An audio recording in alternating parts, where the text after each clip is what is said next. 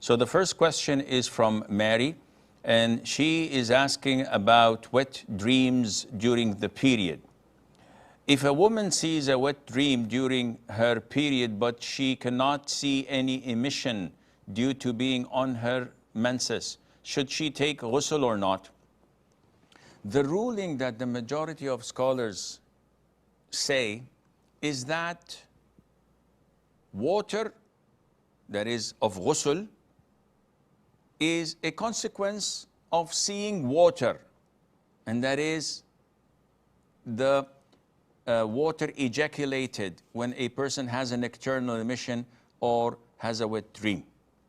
So if a person sees and remembers and recalls an erotic dream, he wakes up, he checks, he doesn't find any emission or ejaculation. In this case, we say to him, there is no ghusl mandatory upon you. But if the opposite happens, if he were to wake up not recalling any erotic dream, and when he checks, he finds a large spot of semen in his underwear or her underwear, in this case, we say you have to perform ghusl. Therefore, if a woman on her period, she sees a dream, she wakes up unable to distinguish whether she ejaculated or not, due to the fact she has her period, in this case, she's not obliged to perform ghusl, even if she remembers or she recalls seeing an erotic dream, because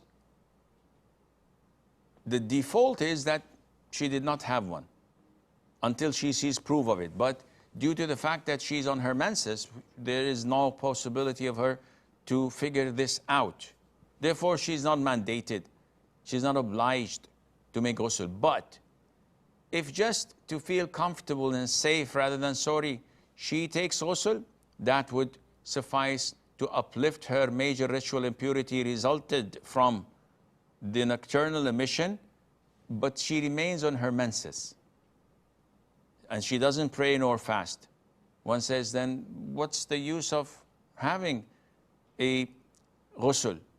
The answer is because without it you cannot recite the Quran while in the state of janaba, in the state of major ritual impurity.